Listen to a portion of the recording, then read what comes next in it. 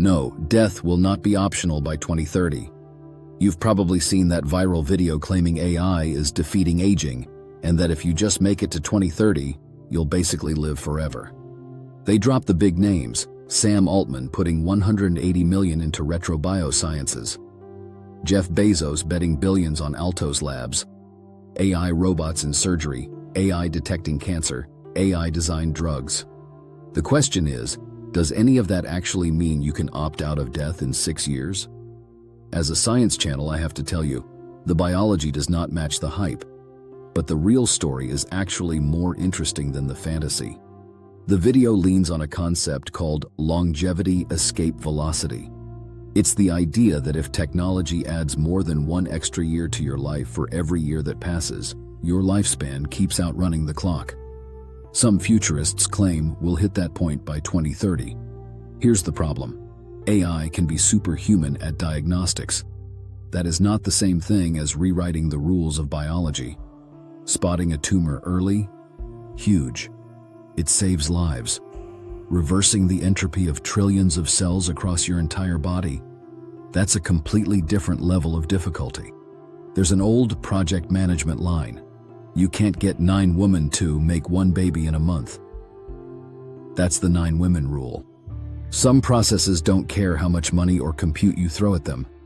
Even if Sam Altman's AI designs a perfect anti-aging drug tomorrow, it still has to pass phase 1, 2, and 3 trials. We still have to wait years to see. Does it cause cancer? Does it wreck your liver? Does it quietly kill 1 in 500 people?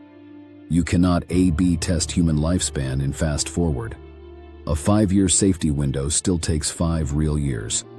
That clock ticks at the same speed for Jeff Bezos as it does for you. So what is real by 2030? Here's the part the hype skips. Yes, Altman invested about $180 million in Biosciences. Yes, Bezos backed Altos Labs with billions. They're using AI for cellular reprogramming and anti-aging research, modeling how to reset the age of cells using Yamanaka factors, designing senolytic drugs to clear zombie cells, and using tools like AlphaFold to explore protein targets in days instead of years. That is huge.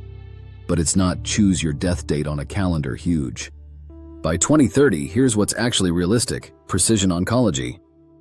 AI sequences your tumor and helps design a molecule aimed at your cancer instead of guessing with generic chemo. Faster, smarter drug discovery. AI narrows the field so we waste less time and money on dead-end molecules. Early targeted aging therapies.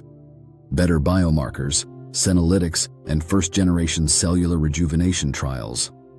That's not optional death, but it is a massive upgrade in how long and how well we can stay healthy.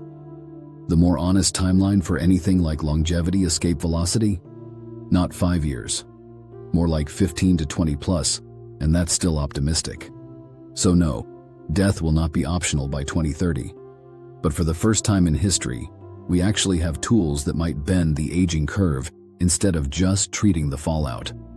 Don't plan your life around sci-fi immortality timelines. Plan around health span, how long you stay alive and well enough to benefit from the breakthroughs that do arrive. Subscribe to QuickByte Science if you want the data, not the dopamine bait.